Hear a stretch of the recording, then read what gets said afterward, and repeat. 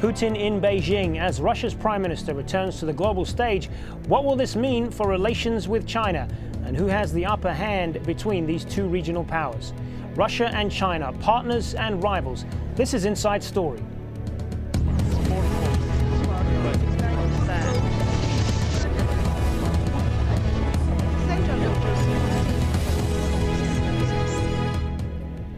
Hello, warm welcome to the program. I'm Hazem Seeker. Russia's Prime Minister is in China for his first foreign trip since announcing his intention to run for president in 2012. Vladimir Putin's path back to the presidency after 4 years as premier is a virtual formality in Russia. We'll look at what that means for relations with China and what each nation is looking to get from the other. Putin is meeting with his Chinese counterpart Wen Jiabao and President Hu Jintao during the two-day visit, with trade and energy topping the agenda. Last year, China became Russia's biggest trading partner. Imports and exports are worth more than $55 billion. The visit is likely to include finalizing details of a 30-year natural gas deal worth a potential $1 trillion. Trade between the two countries could quadruple to $200 billion by 2020. And Kremlin officials say the two sides will also sign some 20 business agreements worth $7 billion during Putin's visit. Florence Louis has more. Vladimir Putin, the Prime Minister of the world's biggest energy producer, arrives in China, the world's biggest energy consumer. Accompanying him is a 160-strong delegation, high-ranking officials and leaders of state-controlled companies. Trade talks will be high on the agenda. Russia wants to supply gas to households in China, a deal that could be worth $700 billion over 30 years. Both sides have been haggling over pricing, but China is thought to hold the upper hand. It has found new partners for energy in the Middle East and Africa, decreasing its reliance on Russia. Putin's visit, his first trip abroad since announcing his intention to run for president next year, may also provide clues as to the direction of Russia's foreign policy under his administration. Russia and China are rediscovering a vested interest in balancing against America, particularly in the Indo-Pacific region. And yes, the visit largely is about energy and about trade, but there is an underlying strategic agenda here as well. Analysts say he may use the visit to emphasize China's increasing importance as a strategic partner, a view China seems to share. An editorial in the official news agency Xinhua said deeper Sino-Russian ties will help build a more balanced world. The two countries have often moved in tandem to counter what they see as global US and European interference. Last week, they both vetoed a UN Security Council resolution to condemn Syria's crackdown on pro-democracy protesters. Two already powerful nations becoming even more formidable as a pair. Will it be just a matter of time before their influence dominates the global economy? Florence Louis, Inside Story. Well, joining me now to talk more about this are our three guests in Moscow. Pavel Felgenhauer, political analyst and columnist at the newspaper Novaya Gazeta. In Hong Kong, Joseph Cheng, he's a professor of international politics at City University of Hong Kong. And in Washington, D.C., we have Justin Logan, director of foreign policy studies at the Cato Institute. Good to have you all with us. Pavel Felgenhauer, if I could start with you. What is Russia looking to get out of this particular round of meetings and this relationship as a whole, given that you have to admit China really does increasingly have the upper hand in this relationship? Well, there are quite a number of documents that are going to be signed. These will be very much down to business negotiations on different topics. It's a big delegation. There are problems. Actually, when the Russian delegation arrived, they announced that the one problem at least was solved between Moscow and Beijing. That's the problem of the price of oil. So, I mean, this is down to earth. I mean, it's about several dollars for a barrel that Beijing and Moscow were wrangling about, and now they say that they have that fixed. But they have not yet fixed the price of possible Russian natural gas exports to China. So they'll be deciding these things. And more a kind of strategic looking, Russia would want to a bit redress the present trade balance between China and Russia, that Russia doesn't like that it's exporting almost solely natural resources, oil and timber and so on, and very little machines and any kind of industrial produce. And would want to redress that. They're forming a joint investment fund, China and Russia, though the sum is $3 to $4 billion, which in the terms of Russian and Chinese economy is not much.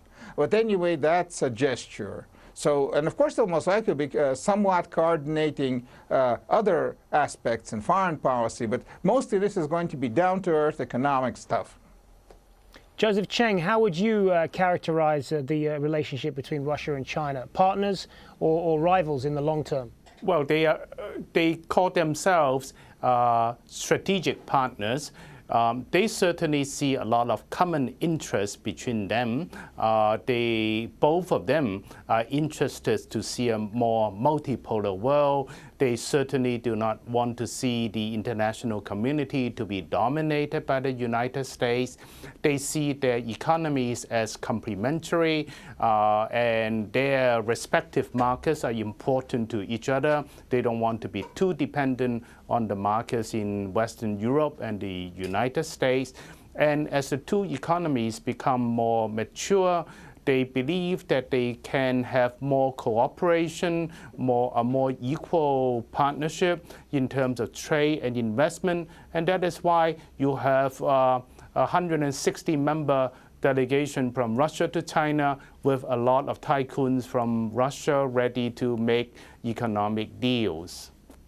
Justin Logan in Washington, D.C., how will the United States be looking at all this? Do they have anything to fear here in these closer ties between two regional powers? Well, I hope that it won't overreact. I suspect that it won't. I agree with the previous two commentators that this is primarily an economic summit. It's looking at advancing, in particular, Russia's exports. Two things that may have gone unstated are, number one, Russia's natural gas exports are a large part of its economy, but there's been an increasing move globally toward liquefied natural gas. So Russia is looking to diversify its non-liquefied natural gas into China. As for example, Western Europe both slows down economically, as we've seen recently, and as it builds ports that can facilitate the import of liquefied natural gas, Russia will not have the sort of sway over Western European gas consumers that it has in the past. So I think that this is primarily a trade and economics deal, and I suspect and hope that Washington will not overreact and think that it's some grand alliance arrayed against the United States. Well, despite the fact that China and Russia appear closer on international issues, as we mentioned last week, both of them vetoed a UN Security Council resolution against Syria. Yet there are still a number of contentious issues between them, and that's what we're going to show you right now. Sealing a gas deal is among them. Despite rounds of tough negotiations, they have yet to finalize a massive natural gas deal that China seeks to fuel its booming economy, mainly because of the pricing disagreements that we mentioned. Russia is eager to link gas prices to oil prices, as it does in Europe, but China says that is too expensive. The second contentious issue right now is the military espionage case. Last week, Moscow announced the arrest of a Chinese man accused of seeking to buy military secrets. According to the Russian Federal Security Services, the man attempted to buy documentation for the S-300 long-range missile systems. And finally, frictions between them have also arisen from China's illegal copying of Russian fighter jets and other military hardware. Pavel Felgenhauer in Moscow, if I could turn back to you on this, how much of a worry are some of these sticking points as far as Moscow is concerned? Well, it's some of a problem, though it's not that overwhelming. I mean, China was gathering military technical information in Russia for a long time. Top Russian military officials were telling me also for a long time that the Chinese are very actively engaged in such activities as they called espionage.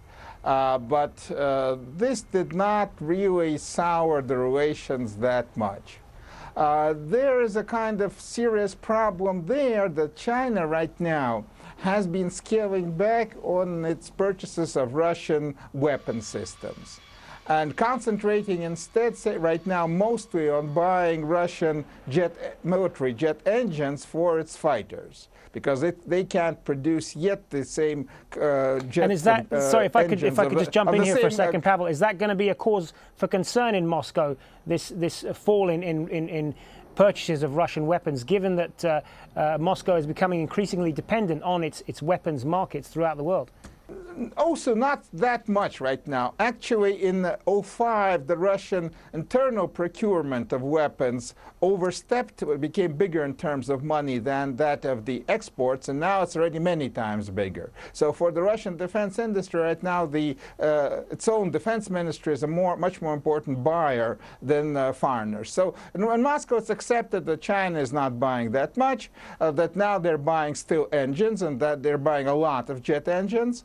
But these jet engines, though very good and usable, are technologically somewhat inferior to those best that are done made in Western countries. So somewhere down the road, most likely China will acquire or somehow get better technologies, and even this market is going to dry up, most likely.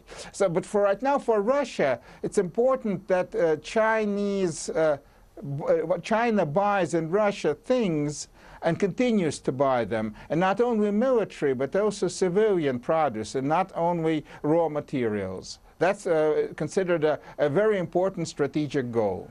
Joseph Cheng, I think it's fair to say among many analysts that China does have the upper hand in many aspects of its relationship with Russia. How will it be looking to take advantage of that?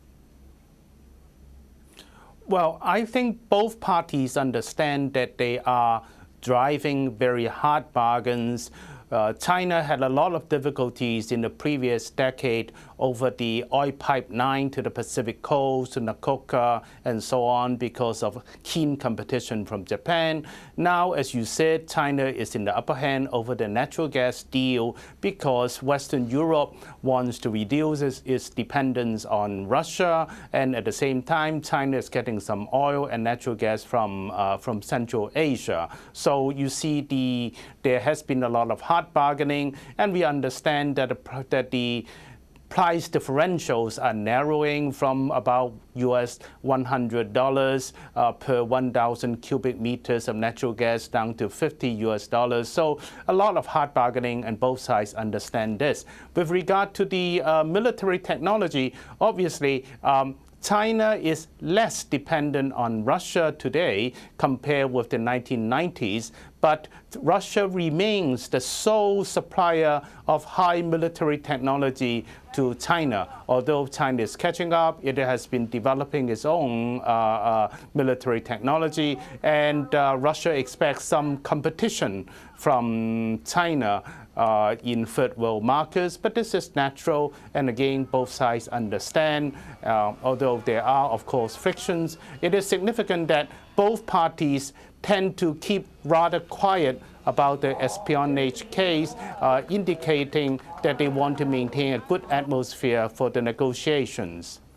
Justin, Logan, we mentioned there at the top that as far as international issues, China and Russia are often on the same page.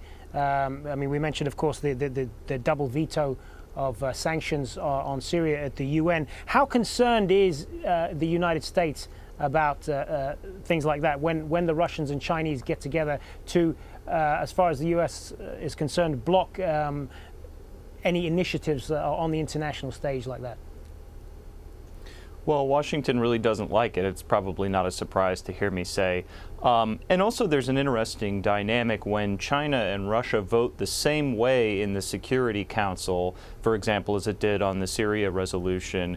That's different than if one or the other has to take the fall, so to speak. If China signals to Russia that it doesn't intend to veto a resolution, then Russia has to calculate whether or not it wants to take all the blame from Washington for vetoing something that Washington wants to do. But when the two countries come together and present a united front, that is a different dynamic where the United States finds it harder to blame two countries than it does just one. So I think that's something that does cause discontent in Washington, and I think the recent Syria resolution, quite frankly, reflects a bit of buyer's remorse on the part of probably both Russia and China on the recent Libya resolution, where a resolution was passed that had some very mild language, which in turn very swiftly led to regime change in Libya. And I think that both Russia and China were quite wary of replaying that experience in Syria. And is that because they fear as well that they're going to end up getting freezed out of all of the potential economic deals that could result from what's happened in Libya? I mean, the West is taking advantage of that now, and Russia and China are seemingly on the sidelines as far as that goes. I'm not sure. I would probably defer to the other two panelists on the economic calculations that are going on in Beijing and in Moscow, but I think there's a considerable concern in both capitals about simply political instability in Syria. It remains to be seen what will emerge in Libya, and I dare say that the concerns for both China and for Russia about what may emerge in the wake of potentially of Assad's departure in Syria raises both security concerns directly as well as a range of economic concerns. Joseph Cheng, it's been suggested that jump in if you want to respond to what Justin Logan was saying there. Yes, I think both China and Russia certainly do not want to see the United States dominating the scene either in Libya or in Syria.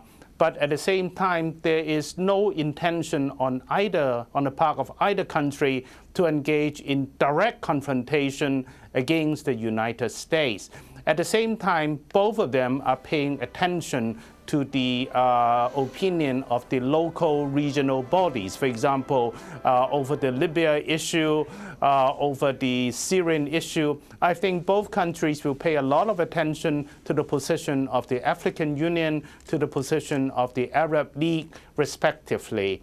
With regard to oil deals, I think China understands that in the case of Libya, it has already more or less lost the battle. But there are still substantial labor-intensive infrastructural projects that China hopes to pick up. And I think China certainly would like to maintain good relations with the new Libyan government, while the latter also wants to maintain fairly good ties with China so as to balance against the predominant influence from the West. Pavel, in Moscow, is that how you see it, this idea of meddling in other countries' affairs? Is that something that Russia and China often see common ground on when it comes to issues at the UN? Surely. Of course, there are economic interests, Chinese and Russian. There were in Libya, there are in Syria, there are local Middle Eastern interests also of both sides. But predominantly, I believe that the veto came from both Beijing and Moscow trying to uphold the principle of national sovereignty and non-intervention in internal affairs.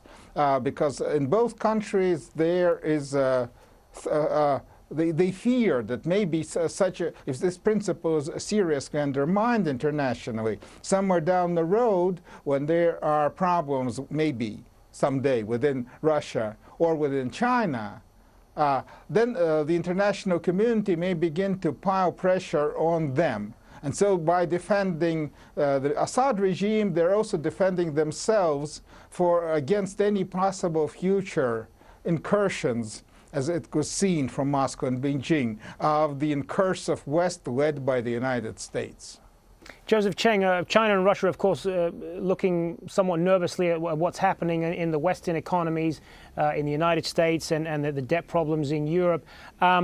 Given what's happening in that context, how important are these economic deals between Russia and China in terms of looking for something that will benefit both of them?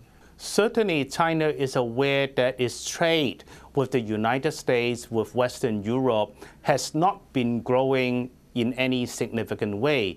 And in contrast, China's trade with the BRICS group of countries, including Russia, India, Brazil, and South Africa, has been increasing in a very impressive manner. So I think naturally China wants to diversify its markets, and it understands the complementarity between the economies of Russia and that of China. And I think there is still a lot of potential to be developed. For example, the potential of importing food from Russia with Chinese help, the use of Russian high technology to upgrade China's industrial structure, and so on. And I think again that is why so many Russian tycoons are in China now.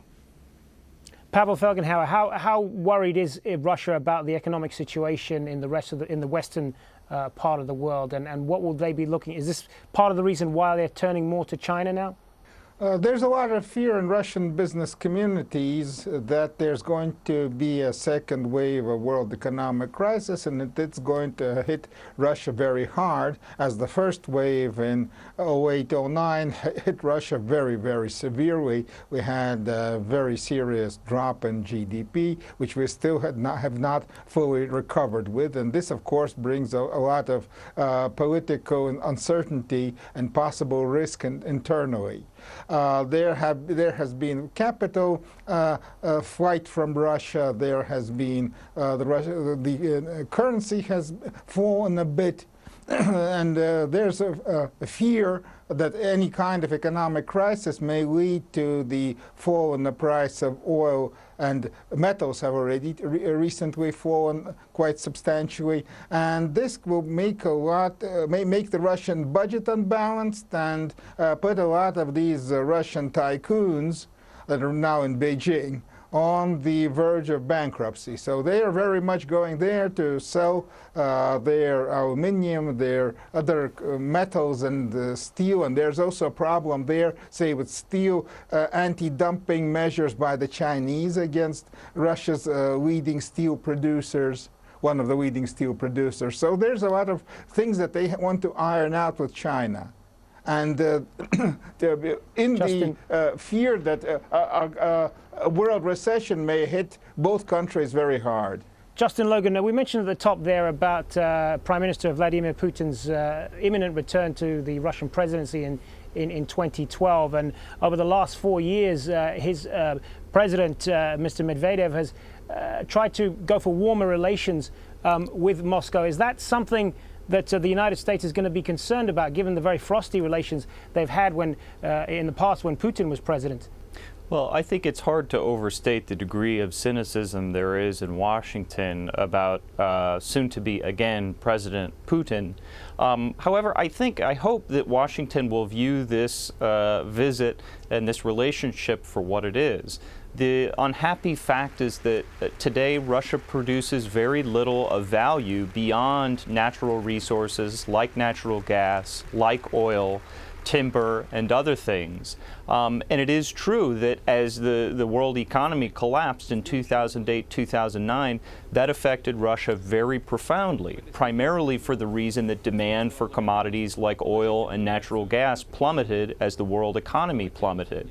So I think that Washington hopefully will view this as Russia trying to shore up its economy, which is very heavily dependent on the export of natural resources, trying to hedge against the prospect of world economic problems by, so to speak, hitching its wagon to the Chinese horse, which appears to be economically one of the stronger ones left in the world.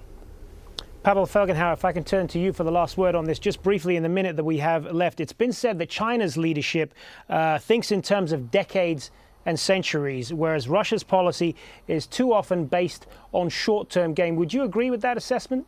Yes, that's so, I'm afraid. And President to come, Vladimir Putin, now Prime Minister, is well known for his skills to kind of mastermind day-to-day matters. But in terms of strategy, Russia has been drifting in the last years. And that's going to have to be the last word. Many thanks for your time, all three of you. In Moscow, Pavel Felgenhauer. In Hong Kong, Joseph Cheng. And in Washington, Justin Logan. And that's it for this edition of Inside Story. Thanks for watching. Remember, you can also join the conversation.